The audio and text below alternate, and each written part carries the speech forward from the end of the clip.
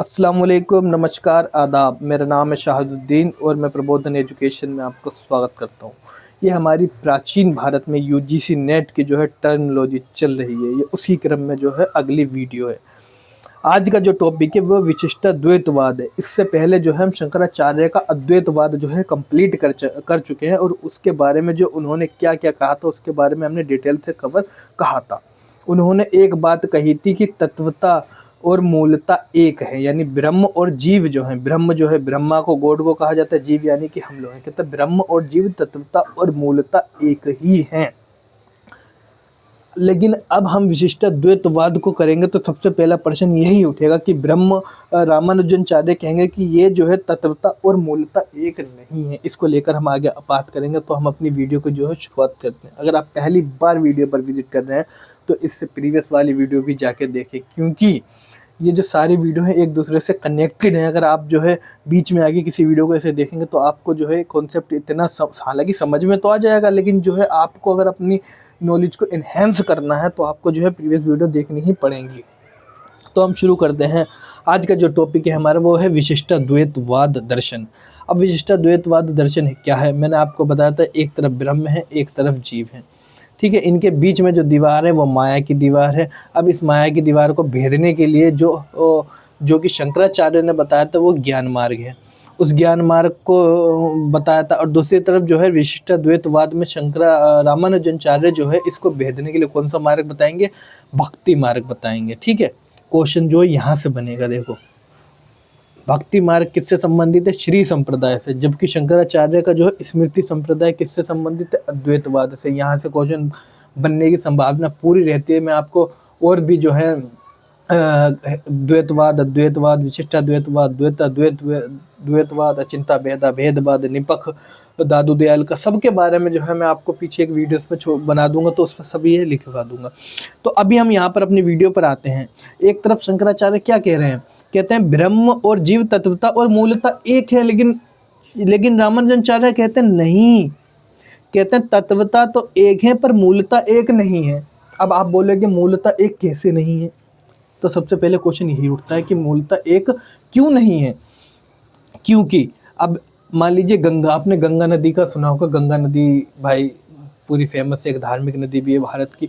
तो गंगा का जो उद्गम, यानी जहाँ से गंगा जो है निकलती है वो गंगोत्री है। गंगा जो है कहाँ से निकलती है? गंगोत्री से। गंगोत्री जो है उत्तराखंड के उत्तरकाशी जिले में पड़ता है। अब जब गंगा वहाँ से निकलती है और वहाँ से निकलती हुई सीधा ये पहाड़ों से निकलती हुई उत्तर प्रदेश के मैदानों में घूमती हुई बिहार बंगाल से होती हुई कहाँ पर पहुँचती है? बांग्लादेश में। अब बांग्लादेश में जो है ये गिर जाती है, बंगाल की खाड़ी में गिर जाती है बांग्लादेश से होती हुई। तो जब बंगाल की खाड़ी में गिरती है, अगर आप देखेंगे एक तरफ जो है गंगा, जब वो गंगोत्री से निकलती है तब वहाँ का पानी देखना, और दूसरी तरफ जो है बंगाल में जब वो पहुँचती है, बंगाल में या बांग्लादेश में देख लेना। तो जब दोनों पानी को आप जो है अपनी मुट्ठी में उठाएंगे और देखेंगे, एक का पानी इतना साफ होगा जो कि उत्तराखंड से जब निकलेगी, और दूसरे का पानी इतना दूषित होगा जो कि बिल्कुल गंदा होगा। तो उनके जो पानी में ज़मीन और आसमान का फ़र्क होगा। आप जिस तरह एज्यूम कर लें कि एक माँ है, एक मदर के जब पेट में उनकी वोम में जब बच्चा होता है, जब वो बच्चा इस जहान में आता, इस दुनिया में आता, इस संसार में आता है, तब वो क्या करता है? एकदम पवित्र होता है। क्या होता है? वो एकदम पवित्र होता है, बिल्कुल पापों से मुक्त होता है। लेकिन जब जैसे जैसे वो इस दुनिया में जीवन गुजारता रहता है, वो क्या हो जाता है? दूषित हो जाता है। यहाँ पर जो है आकर जो है फिर गलत काम करने लग जाता है, तो वो जीवन पर्यंत क्या होता रहता है? वो दूषित होता रहता है। इसी तरह ये कहते हैं कि ब्रह्म और जीव तत्वता तो एक है, यानी कि वो गंगा से निकलने हैं, गंगा से निकलने हैं, तत्व तो उनका एक है, या फिर माँ के पेट से निकलने हैं। यहाँ पर ये पवित्र है बिल्कुल। लेकिन आगे चलकर जैसे जैसे जीवन पर्यंत या फिर यहाँ पर आगे बढ़ने के बाद बंगाल तक पहुँचते पहुँचते वो क्या होते हैं? मूलतः एक नहीं रहते हैं, क्योंकि उनमें जो है जीवन पर्यंत बाद वो प्रदूषित हो जाते हैं, गंदे हो जाते हैं। तो इसलिए वो कहते हैं कि ब्रह्म और जीव तत्व तो एक ही है, लेकिन मूलतः एक नहीं है। पहला जो है वो जो अद्वैतवाद का जो है इस प्रकार से जो है विरोध करते हैं। दूसरा कहते हैं मोक्ष के लिए ज्ञान जरूरी है। भाई ज्ञान जो जरूरी है, लेकिन वो कहते हैं ज्ञान से भी ज़्यादा जरूरी क्या है? भक्ति जरूरी है। क्या जरूरी है? ज्ञान से भी ज़्यादा जरूरी भक्ति है। ध्यान रखना, उन्होंने जो है ज्ञान मार्ग की शाखा पर बल दिया है, तो रामानुजाचार्य ने जो है भक्ति मार्ग की शाखा पर बल दिया है। 11th AD के फिलोसोफर्स हैं। अब इनका कहना क्या है, उनका कहना क्या था कि ब्रह्म और जीव, जीव का जो है परम लक्ष्य क्या है, ब्रह्म में विलीन होना है, ब्रह्म में जाकर मिल जाना है। किस में मिलना है, ब्रह्म में, ठीक है। जीव जो है ये किस में अल्टीमेट जाकर मिलेगा, सीधे ब्रह्म में जाकर मिलेगा। कौन कहता था, ये अद्वैतवाद वाले कहते थे, लेकिन भक्ति मार्ग वाले ऐसा नहीं कहते हैं। वो क्या कहते हैं, वो कहते हैं जीव का परम लक्ष्य ब्रह्म में विलीन होना नहीं है, बल्कि साक्षी बनकर उसकर महसूस करना है। अब भाई, अब आप बताइए, अब आप अगर ईश्वर की भाई ज़िंदगी भर आप करते रहेंगे, हमें भाई ईश्वर से जो है साक्षात करा दीजिए, ईश्वर से मिला दीजिए, और अंत में जाके आप ईश्वर में मिल जाएंगे, तो फिर कहाँ मज़ा रहेगा। अब मान लीजिए आपने कोई एग्ज़ाम दिया, जैसे सिविल सर्विसेज का दिया है, या फिर कोई इन एग्ज़ाम दिया है, बड़ा टीचिंग से रिलेटेड दिया है, कोई भी एग्ज़ाम दिया है, अगर आप उस एग्ज़ाम को मेहनत करते हैं, कठिन परिश्रम करते हैं, ज़िंदगी भर मेहनत करते रहते हैं, तो आप क्या आएगा, ऐसा टाइम आएगा फिर जब आप उस एग्ज़ाम में पास हो जाएंगे। अब जब उसमें पास हो जाएंगे तो आप जो है उस समय को, उस क्षण में महसूस करेंगे कि भाई मैंने इतने सालों तक, इतने महीनों तक कठिन परिश्रम करा, और अब वो जो है मुझे मिल रहा है, तो एक अलग सी आत्म संतुष्टि मिलेगी।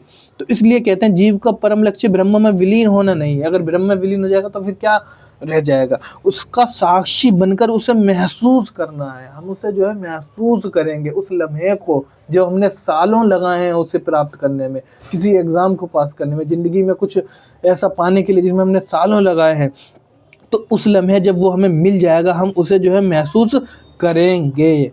तो ये और ये रामानुजनाचार्य और शंकराचार्य की फिलोसफी इसमें डिफरेंट है। दोनों एक ही बात कह रहे हैं, लेकिन तब भी दोनों की बातें अलग अलग हैं, पृथक रूप से हैं, ठीक है।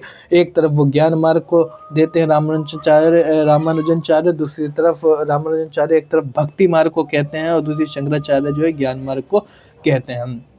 तो ज्ञान मार्ग में जो संप्रदाय आएगा स्मृति संप्रदाय आएगा, भक्ति मार्ग में जो संप्रदाय आएगा वो श्री संप्रदाय। यहाँ से क्वेश्चन बनते हैं, इसे जरूर याद रखना भाई।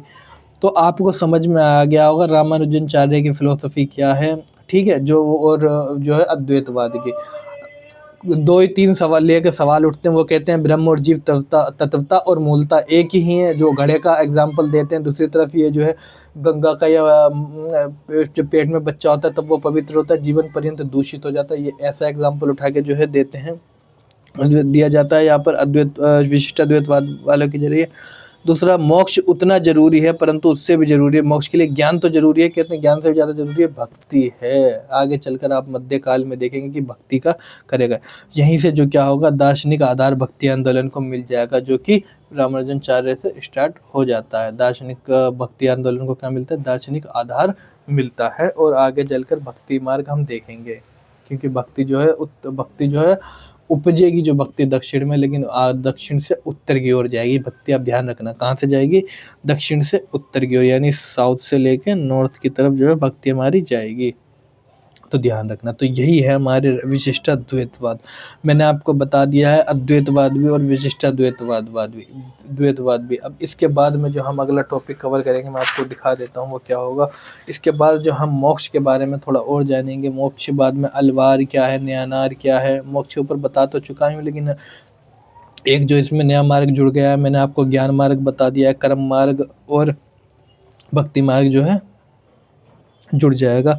और आगे अलवार और न्यानार संत को लेकर भी यहाँ से बहुत बारी पेपर में क्वेश्चन बना है। शायद अभी हाल ही में ये पिछले लास्ट ईयर भी यहाँ से क्वेश्चन बना है। अलवार और न्यानार की संतों को संख्या को लेकर जो है वो उस पर भी जो है हम बात करेंगे कि इनकी संख्या कितनी है। तो अगर आपको वीडियो अच्छी लगी है तो अपने दोस्तों तक शेयर करें, और नेक्स्ट वीडियो का जो है इंतज़ार करें। मोक्ष और अलवार और न्यानार के ऊपर जो है हम इस वीडियो को करेंगे। तब तक के लिए आप जो है वीडियो को अपने दोस्तों तक शेयर करें, और ज़्यादा से ज़्यादा जो है इसे आगे बढ़ाएं, लाइक करें, सब्सक्राइब करें। मिलते हैं नेक्स्ट वीडियो में, तब तक के लिए जय हिंद, जय भारत।